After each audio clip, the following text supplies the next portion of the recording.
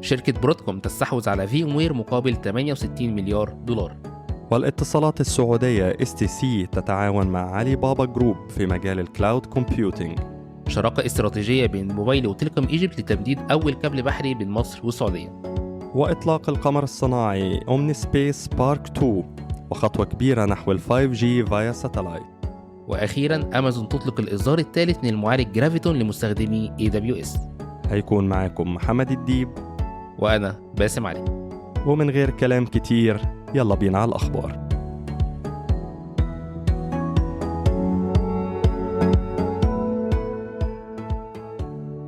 أول خبر معانا هيكون من شركة الاتصالات السعودية STC اللي هي تعتبر النهاردة أكبر موبايل أوبريتور موجود في الميدل إيست.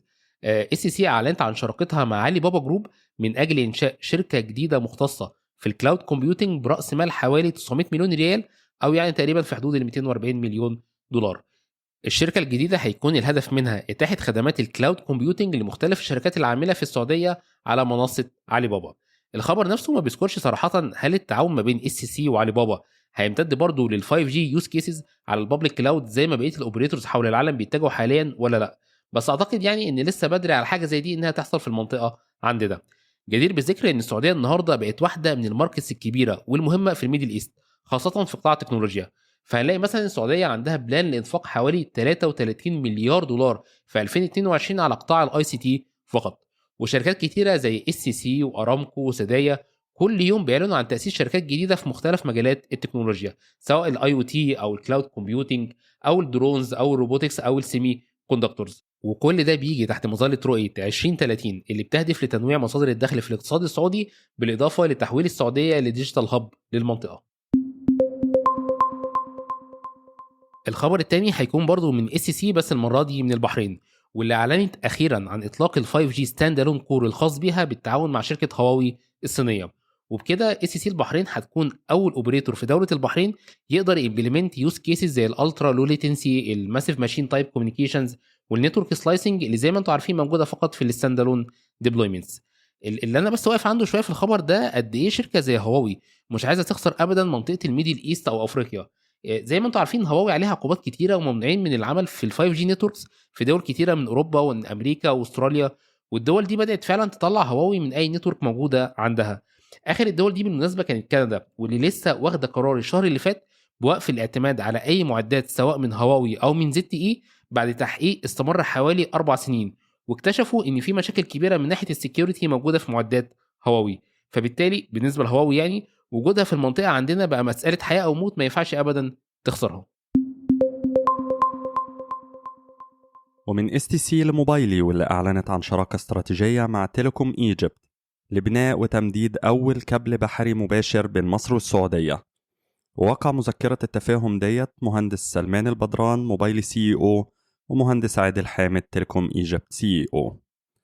الاتفاقية بتهدف لاستكشاف فرص ربط أوروبا بدول الخليج من خلال شبكة تيليكوم ايجيبت بمصر وشبكة موبايلي بالسعودية، وده في ظل الطلب المتنامي على الكاباسيتي وهدف السعودية أنها تكون أكبر كوميونيكيشن وديجيتال هاب بحلول 2030 في المنطقة كلها.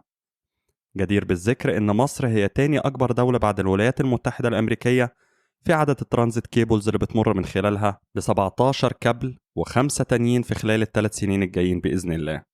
ومع دخول القطاع الخاص على الخط أظن أن فرص المنطقة في التطور هتكون أكبر بكتير بإذن الله.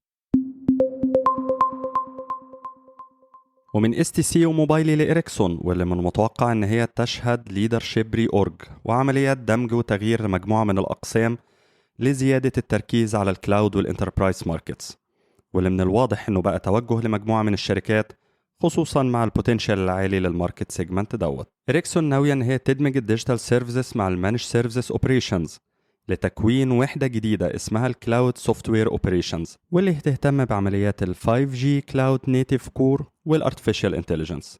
بجانب دوت فإريكسون هتكون وحدة جديدة اسمها الانتربرايز وايرلس سولوشنز ديفيجن، واللي هيبقى معني بتطوير end-to-end solutions للانتربرايز كاستمرز بالاعتماد على علاقتها مع السيرفيس بروفايدرز الكبار ودفعها في اتجاه البرايفت 5G واللي اتكلمنا عنه في حلقات قبل كده.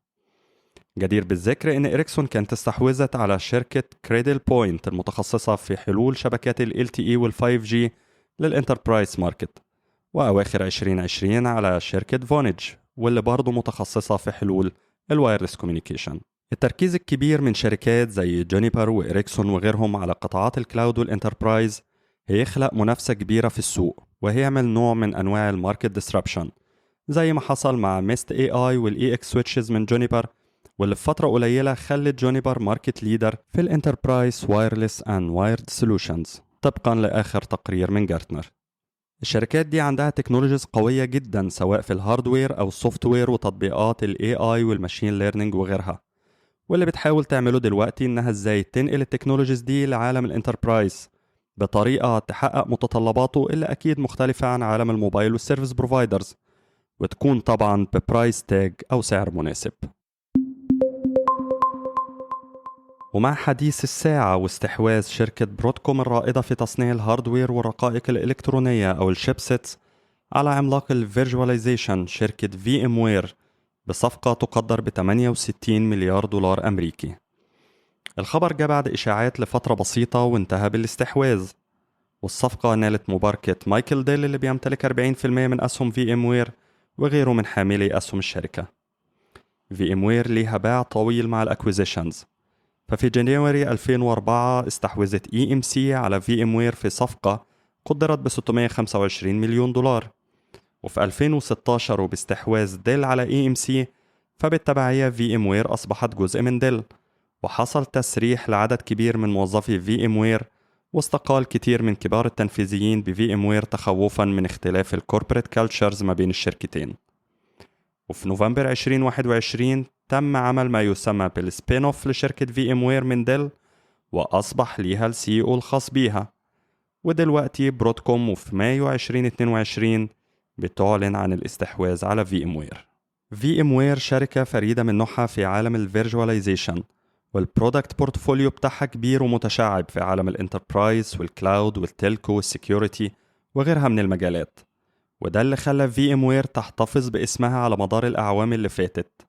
وحتى دلوقتي فبرودكوم ناويين يخلوا في ام وير تفضل قائمة بذاتها، وكمان هيخلوا السوفت وير برودكتس الخاصة ببرودكوم تبقى جزء من الفي ام وير برودكت سويت. أظن إن علاقة برودكوم مع في ام وير هتبقى علاقة تكاملية، وهي ينتج عنها برودكتس حصرية ومميزة. تخيل عملاق الانتربرايز سوفت وير اللي ليه فود برنت في كل مكان سواء كان في البرايفت أو البابليك كلاود، ممكن يعمل إيه مع شركة الشيبسيتس والهاردوير بتاعها موجود في الداتا سنترز والكور نتوركس والإيدج والران وغيره. أظن الأيام الجاية هتحمل مفاجآت كبيرة نتيجة الأكويزيشن ده، لو كانت برودكوم مخططة صح وما كانش بالنسبة لها الأكويزيشن ده أكويزيشن والسلام. ويا خبر النهاردة بفلوس بكرة يبقى ببلاش. ومع خبر متعلق بكونسبت ما سمعناش عنه كتير، ألا وهو ال 5G فايا ساتلايت، وإعلان شركة أومني سبيس واللي مقرها الرئيسي بواشنطن دي سي عن إطلاق القمر الصناعي أومني سبيس بارك 2 بالشراكة مع شركة ثالث ألينيا سبيس، واللي من خلال الإطلاق دوت بتعلن أومني سبيس عن اكتمال الأومني سبيس سبارك بروجكت، واللي يعتبر أول خطوة للشركة في بناء أول 5G capable satellite network في العالم. أومني سبيس سبارك بروجكت هيستخدم لتطوير واختبار شبكة أومني سبيس الفضائية أو الجلوبال نون تريستريال نتورك. وعلى فكرة فالأقمار الصناعية دي تم إطلاقها على متن رحلات شركة سبيس إكس المملوكة لإيلون ماسك، واللي بيستخدم فيها صواريخ قابلة لإعادة الإطلاق، واللي من خلالها بعت أكتر من 2400 قمر صناعي للفضاء، وبنى شبكة ستار لينك اللي بتغطي أجزاء كبيرة من العالم بالبرود باند إنترنت، واللي استخدمها لتغطية أوكرانيا بالإنترنت بعد ما روسيا قطعت عنهم الاتصالات. نرجع لموضوعنا الرئيسي، فأومني سبيس بتهدف لبناء شبكة 5G معتمدة على 3GPP standards من خلال مجموعة من ال NGSO satellites أو ال Non-Geostationary Satellites، واللي بتشتغل في ال Low Earth Orbit أو الليو على ارتفاع أقل من 2000 كيلومتر، وبتستخدم ال 3GPP Band of Frequencies N256 المخصص لل NTN أو ال Non-Terrestrial Networks اللي بتغطي الأماكن النائية والبعيدة. والمهم إنه في الآخر بتوصل لما يسمى بال Direct to Device Connectivity، بحيث إن الاتصال يبقى من الموبايل العادي اللي معاك للساتلايت مباشرة.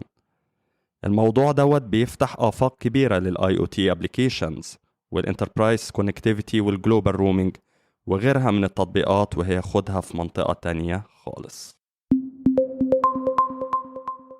الخبر قبل الأخير معانا هيكون من أمازون، واللي أعلنت عن إطلاق كمبيوت انستنس جديدة تحت اسم C7G. وعامة يعني لما تلاقوا جي كاركتر في آخر الاسم من أمازون بيبقى معناها إن الانستنس دي مبنية أو معتمدة على كاستم شيب. فهتلاقوا مثلا انستنس في AWS تحت اسم M6G والR6G وأخيرا C7G، وكل دول زي ما قلنا معتمدين على كاستم شيب. الكاستم شيب اللي امازون بتستخدمها اسمها جرافيتون، ودي امازون بتبنيها من 2018 ومعتمده على الارم اركتكتشر مع شويه كاستمايزيشن امازون عاملاها عشان تاخد اعلى بيرفورمانس ممكن من الشبايه. النهارده وصلنا للاصدار الثالث من جرافيتون، واللي امازون اعلنت عنه في مؤتمرها السنوي ري انفنت. مش مهم يعني جزئيه ارقام البرفورمانس، اكيد طبعا احسن من الجيل اللي قبله وخلاص يعني، بس الصراحه في نقطه تانية عايز اتكلم فيها معاكم. بصوا، من يجي 10 سنين كده تقريبا لما ظهرت فكره التيركو كلاود، كان اي سيستم انجينير او اركتكت او تراستد ادفايزر بيدخل على الكاستمر عشان يقنعه بفكره ان هو ينقل النتورك اللي عنده للكلاود، بمعنى يعني ان هو يخليها فيرتشواليزد. كان دايما السيلينج بوينت الاساسيه للفكره دي انك انت هتعمل ديكابل للسوفت وير من الهاردوير، بمعنى انك انت ممكن تجيب النهارده سيرفر عادي من اي سيرفر فيندور، سواء ديل بقى مثلا او اتش بي او لينوفو او وات ايفر، وبعد كده تقدر تنزل عليهم النتورك فانكشن زي الاي بي سي من اي موبايل فيندور كان عندك، نوكيا بقى، هواوي، سيسكو، زي ما انت عايز. وبعد كده في اي وقت بعدين تقدر تريبليس النتورك فيندور ده بفيندور تاني، وفي نفس الوقت تحافظ على الهاردوير اللي انت اشتريته من قبل كده. وساعتها كانت فعلا الفكره حلوه، والموضوع كان اوبن وبيدي اوبشنز كتيره في ايد الكاستمر. لو مش عاجبك فيندور معين في اي لاير ممكن بسهوله تبدله بفيندور تاني، وفي نفس الوقت تحافظ على الانفستمنت اللي انت عملته قبل كده. دي كده تقدر نعتبرها فيز 1 او ويف 1 من التلكو كلاود. الويف التانية بقى ظهرت بعدها بكام سنة، لما التلكو ابلكيشن او نتورك فانكشن بدأت تحتاج برفورمانس اعلى على السيرفرات اللي شغال عليها. وساعتها نقدر نقول ان حصل اوبتمايزيشن كبير على ليفل اوبريتنج سيستم او على ليفل الان في اي لاير زي الاوبن ستاك والكوبرنيتس عشان يقدروا يدوا اعلى برفورمانس ممكن للنتورك فانكشنز الموجوده عليهم.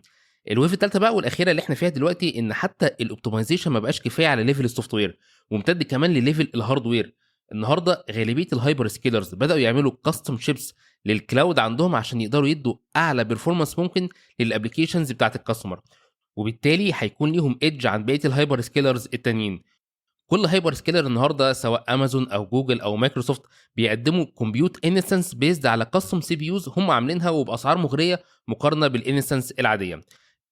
الموضوع ما وقفش بالمناسبه عن تصنيع الكاستم شيبس من ناحيه السي بي يو، فهنلاقي ان الهايبر سكيلرز كمان بداوا يصنعوا سيليكون سواء في الاستورج من ناحيه الهارد ديسك او الاس اس دي، او من ناحيه النتورك انترفيسز او من ناحيه الجي بي يوز وغيرهم.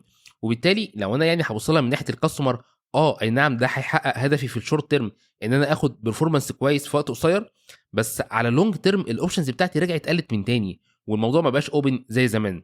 ولو خلاص اخترت ان انا هروح لهايبر سكيلر معين واستخدمت الكاستم سيليكونز الموجوده عنده، فهلاقي الموضوع بقى صعب ان انا انقل لهايبر سكيلر تاني او حتى ارجع الابلكيشن بتاعي للبرايفت كلاود واتوقع ان انا اخد نفس البرفورمانس.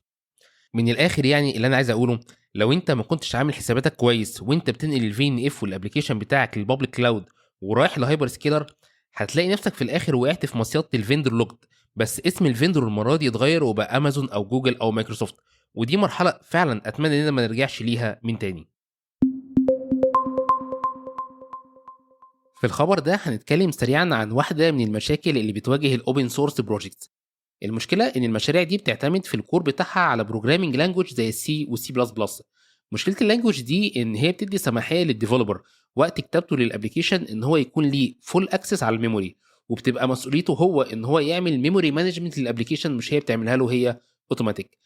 فبالتالي لو الديفلوبر نفسه ما خدش باله او كان في خطا مثلا في الطريقه اللي هو بيعمل بيها مانجمنت، ده هيفتح الباب لمشاكل كبيره زي الميموري ليك او البفر اوفر ران، او حتى يحصل كوربشن للداتا اللي بيستخدمها الابلكيشن، او حتى يحصل كومبليت كراش للابلكيشن نفسه. ودي واحده من اهم الطرق اللي بيستخدمها الهاكرز النهارده عشان يقدروا يسرقوا البيانات، وبتمثل مشكله في السكيورتي للشركات الكبيره. فهنلاقي مثلا في تقرير لجوجل من سنتين تقريبا بيقول ان 70% من مشاكل السكيورتي في جوجل كروم كان سببها مشكله الميموري مانجمنت الموجوده في السي وسي بلس بلس. نفس الكلام برضو قالته مايكروسوفت، واللي ألقت اللوم على نفس نوعية المشاكل اللي بتيجي بسبب الميموري مانجمنت في جزء كبير من البجز اللي هي اكتشفتها في الفترة ما بين 2006 و2018. طيب إيه الحل؟